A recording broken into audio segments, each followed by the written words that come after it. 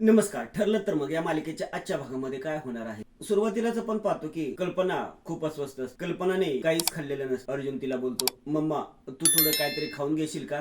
विमली तिला बोलते, वहिनी तुम्ही थोडं खाऊन घ्या म्हणजे तुम्हाला बरं वाटेल. यावर कल्पना त्यांना बोलते, नाही नको, काय खाऊसं वाटत नाहीये, घशाला कोरड पडले, माझ्या तोंडाला चव नाहीये. तन्वी कल्पनाला पाणी देते. कल्पना पाणी पिते. तन्वी बोलते, मामी तुला जर घरातील काही खाऊसं वाटत नसेल तर मी बाहेरून काय मागवू का. प्रतिमा बोलते, बाहेरून काय मागवायचं, त्यापेक्षा मी काहीतरी करते ना. कल्पना सांग काय करू. कल्पना बोलते, नाही काय नको, मला काहीच नकोय. अर्जुन बोलतो, असं कसं मम्मा, 14-15 तास झाले तू काहीच खाल्लं नाहीस, थोडं काहीतरी खाऊन घे ना. तन्वी मध्येच बोलते, अर्जुन प्लीज, तुझ्या या बोलण्यामुळे मामींना त्रास होतोय. तुम्ही हे जे करण्याआधी विचार करायला पाहिजे होता की तुमच्यामुळे घरच्यांना किती त्रास होणार. प्रतिमा तन्वीला गप्प बसवते. कल्पना बोलते, बोलू दे तिला, ती काय चुकीचं बोलतीये. आता मी चांगला धडा शिकले. आता कोणावरही मी आंधळा विश्वास ठेवणार नाहीये. ज्याला जन्म दिलाय त्याच्यावरही नाही. अर्जुन कल्पनाचा हात हातात घेतो आणि बोलतो, I am very sorry mamma, I am sorry. Kalpana त्याच्या हातातून हात काढते. अर्जुन बोलतो, मला मान्य आहे मम्मा, मी चूक केली, पण तू माझ्याकडे एकदा बघ ना मम्मा, एकदा बघ माझ्याकडे, एकदा माझ्याशी बोल ना मम्मा, एकदा बघ ना माझ्याकडे. असं म्हणून अर्जुन रडायला लागतो. चैतन्य अर्जुनला त्याच्या रूम मध्ये घेऊन जातो. पुढे आपण पाहतो की अर्जुन चैतन्यशी बोलत असतो, तुला माहिती आहे का, माझ्या आयुष्यात 3 बायका महत्वाच्या आहेत माझ्यासाठी, पूर्णाजी, मम्मा आणि मिसेस सायली. आणि बघ आज या तिघीही माझ्यापासून दूर आहेत रे, त्यांच्याशिवाय मी काहीच नाही रे, झिरो आहे मी, झिरो. चैतन्य बोलतो, अर्जुन कल्पना मावशी आणि पूर्णाजींना थोडा वेळ दे रे, त्यांना खूप मोठा धक्का बसलाय आणि हा धक्का तुझ्यामुळे आणि सायली वहिनीमुळे, हे तू डिनाय नाही करू शकत. त्यांना थोडा वेळ दे अर्जुन, आणि तेवढ्यासाठी तू 2 पावले मागे जा. अर्जुन बोलतो, तेच तर करतोय ना मी, नाहीतर तन्वी खाली जे काय बोलली ना ते ऐकून घेतलं नसतं मी. चैतन्य बोलतो, तिला इग्नोर कर रे, कारण आता जे झालंय त्यापेक्षा जास्त नुकसान ती करू शकणार आहे का. मला ना काळजी वाटते सायली वहिनीची, ती एकटी तिथे काय करत असेल. अर्जुन बोलतो, त्यांचा विचार तर माझ्या मनातून जातच नाहीये, त्या तिथे एकट्या काय करत असतील. चैतन्य बोलतो, मधुभाऊन सुद्धा खूप चिडले असणार आहेत, त्यांनी सगळा राग सायली वहिनीवरच काढला असणार आहे. अर्जुन एक रॅन्डम थॉट आहे, मधुभाऊंनी जर सायली वहिनीचं दुसरं लग्न लावून दिलं तर. हे ऐकून अर्जुनला खूप राग येतो. अर्जुन बोलतो, व्हॉट, हे काय बोलतोयस तू, तुझं डोकं फिरलंय का, आणि तुझे हे रॅन्डम थॉट ना ठेव तुझ्याकडे. आमचं लग्न खरंय, लिगली लग्न केलंय आम्ही, लिगली मॅरिड, हे असं कधीच होणार नाही. नाही, मी आत्ताच जातो कुसुमताईकडे आणि आत्ताच्या आता मिसेस सायलीला या घरात घेऊन येतो. चैतन्य बोलतो, ठीक आहे, मिसेस सायलीना इथे घेऊन ये आणि घरच्यांना अजून हर्ट कर, आणि सायली वहिनी जर इथे आली तर राहणार कुठे, इथे अशा घरात की जिथली माणसं तिच्याशी बघत सुद्धा नाहीत. अर्जुन बोलतो, अरे मग काय करू, मी काय करू, मला काहीच सुचत नाहीये. अरे सगळ्यात आधी सायली वहिनीचं तुला प्रेम कळायला हवं, तरच गुंता सुटेल अर्जुन. एकदा तुला हे कळलं ना अर्जुन की तू सगळ्यांना छाती ठोकपणे सांगू शकशील की सायली तुझी बायको आहे, फक्त कॉन्ट्रॅक्ट पुरतीच नाही, तुमचं एकमेकांवर प्रेम आहे, आणि फक्त तेवढ्यामुळे तुमची लढाई सोपी होणार आहे. येस राईट, मी आत्ताच जातो कुसुमताईकडे आणि मी लगेच मिसेस सायलीशी बोलतो. नाही नाही नको, त्यांच्या जर घरी गेलो तर सगळ्यांसमोर नीट बोलता येणार नाही आम्हाला. मी त्यांना फोन करतो, फोन करून त्यांना बाहेर कुठेतरी बोलवतो, म्हणजे आम्हाला कोणी डिस्टर्ब करणार नाही, नीट बोलता येईल. मी त्यांना फोन करतो. अर्जुन सायलीला फोन लावतो. इकडे सायलीचा फोन वाजतो. सायली फोन बघते तर अर्जुनचा फोन असतो. सायली खूप खुश होते. सायली फोन उचलणारच असते, एवढ्यात मधुभाऊ येतात आणि तिच्या हातून फोन घेतात. मधुभाऊ बोलतात, अगदी उत्साहाने फोन घ्यायला निघाली होतीस, त्या माणसाचा प्रत्येक फोन घ्यायचाच असं कॉन्ट्रॅक्ट मध्येच लिहिलेलं आहे का. आता जसं ते कॉन्ट्रॅक्ट विसरायचं तसं त्या माणसाला सुद्धा विसरून जायचं. सायली, याच्या पुढे अर्जुन सुभेदारशी तुझा कुठलाही संबंध नाही. सायली बोलते, मधुभाऊ मी बायको आहे त्यांची.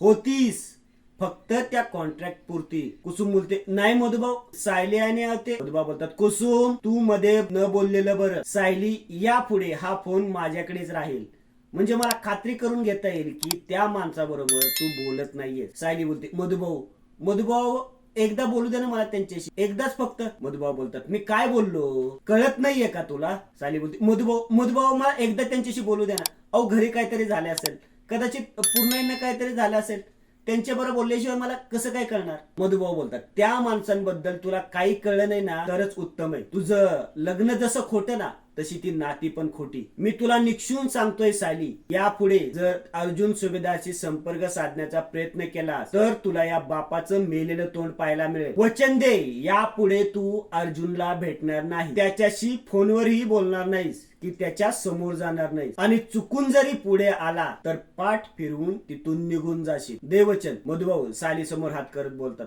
दे वचन, वचन दे. सायली मधुभाऊंकडे नुसती बघत उभी राहते. मधुभाऊ बोलत असतात, वचन दे सायली आणि लक्षात ठेव की यापुढे तू अर्जुन सुभेदार बरोबर कसलाही संबंध ठेवणार नाही. कुसुम बोलते, मधुभाऊ एवढं टोकाचं बोलू नका हो, आणि संबंध तोडायची काय गरज आहे? अहो मान्य आहे की ते कॉन्ट्रॅक्ट वगैरे खरं आहे, पण यांचं लग्न.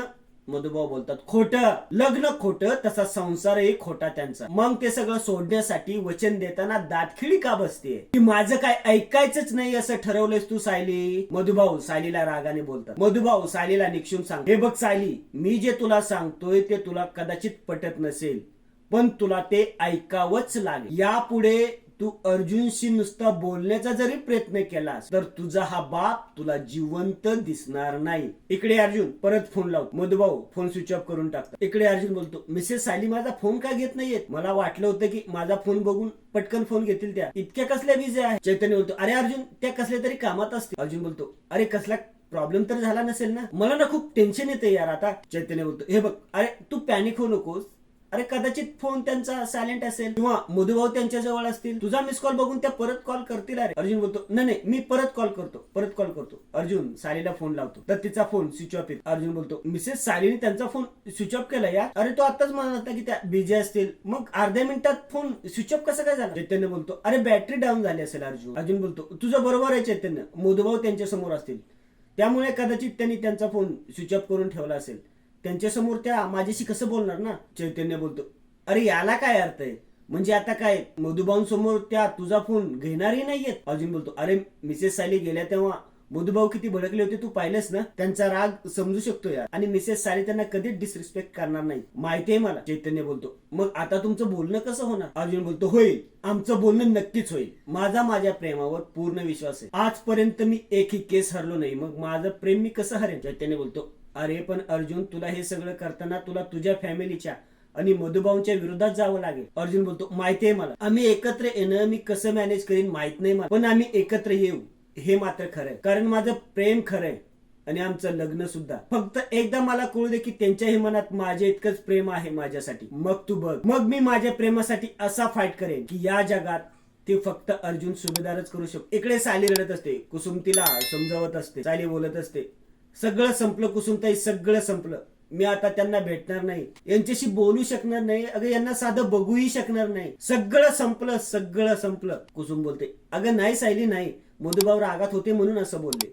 त्यांचा राग शांत झाला ना की त्यांची मतही बदलतील. पण तू असं टोकाचं बोलू नको ग. सायली बोलते, म्हणजे मधुभाऊंनी जे सांगितलंय तू ऐकू नको असं म्हणतेस का कुसुमताई? अगं मला ते शक्य आहे का कुसुमताई? मी मधुभाऊंना वचन नाही देऊ शकले, पण मी त्यांची आज्ञा नाही मोडू शकत कुसुमताई, आणि मी आता त्यांच्याशिवाय कशी जगू? मला नाही जगता येणार त्यांच्याशिवाय. कुसुम बोलते, ते बघ, तू आधी शांत हो आधी. रडून तुझा जीव अर्धा झालाय. शांत हो तू आधी, रडू नकोस, सगळं ठीक होईल. सायली बोलते, कधी ठीक होईल कुसुमताई, आणि कसं ठीक होणार आहे ग? सायली कुसुमला मिठी मारून रडायला लागते. पुढे आपण पाहतो की सकाळी इस्त्रीवाला अर्जुनचे आणि सायलीचे कपडे घेऊन येतो. विमल त्यांची कपडे घेते आणि निघालेले असते. एवढ्यात कल्पना तिला बोलते, विमल मला 2 कांदे चिरून दे ग. विमल बोलते, आले हो वहिनी, मी अर्जुन दादा आणि सायली त्यांचे कपडे ठेवून येते. कल्पना बोलते, थांब, त्या मुलीचे कपडे इथेच ठेव, फक्त अर्जुनचेच कपडे त्याच्यावर खोलीत घेऊन जा. विमल बोलते, पण वहिनी असं का? कारण ती खोली फक्त अर्जुनची आहे, तिथे दुसऱ्या कोणाच्याही वस्तूंना जागा नाहीये, ठेव ते कपडे इथंच. आसमी मध्येच बोलते, पण कपाटाच्या कपाट भरलेली आहेत अर्जुनच्या नसलेल्या वस्तूंनी. कल्पना रागाने अर्जुनच्या रूम मध्ये जाते आणि अर्जुनच्या कपाटातील सायलीच्या सर्व वस्तू एका बॅग मध्ये. पुढे आपण पाहतो की चैतन्य बोलत असतो, अर्जुन आज आपल्याला ऑफिसला जावं लागेल, मी क्लायंटला मेसेज केलाय, आम्हाला थोडा यायला उशीर होईल, पण आपल्याला गेलंच पाहिजे. अर्जुन त्याला बोलतो, हे बघ, माझं कामावर लक्ष नाही लागणार आहे, ऑफिसचं सगळं तो हँडल. एवढ्यात कल्पना ती कपड्याने भरलेली बॅग घेऊन खाली येते. आसमी बोलते, मम्मा ही कसली बॅग आहे? कल्पना बोलते, विमल ते कपडे या बॅग मध्ये भर. विमल बॅग मध्ये कपडे ठेवत असते. अर्जुन मानतच बोलतो, हे तर मिसेस सायलींचे कपडे आहेत. कल्पना चैतन्यला बोलते, चैतन्य ही बॅग त्या मुलीच्या घरी घेऊन जा आणि यातलं सगळं सामान त्या मुलीच्या तोंडावर फेक. तिची एकही वस्तू माझ्या घरामध्ये नकोय, मला तिचं अस्तित्वच नकोय. आणि आजचा हा भाग येथेच संपतो. पुढील भागामध्ये आपण पाहतो की मधुभाऊ सायलीला बोलत असतात, मी एका अविवाहित मुलीच्या गळ्यात मंगळसूत्र बघू शकत नाही. सायली बोलते, मी अविवाहित नाहीये, मी अर्जुन सुभेदारांची पत्नी आहे मधुभाऊ. एवढ्यात अर्जुन आणि चैतन्य सायलीच्या घरी येतात. मधुभाऊ बोलत असतात, तू लग्न केलेलं नाहीये, तू फक्त कॉन्ट्रॅक्ट केलंयस, आणि कॉन्ट्रॅक्टची खून म्हणून तुला मंगळसूत्र घालण्याचा कुठलाही अधिकार नाहीये. काढ ते मंगळसूत्र, काढ. आणि मधुभाऊ सायलीच्या गळ्यातील मंगळसूत्र ओढतात.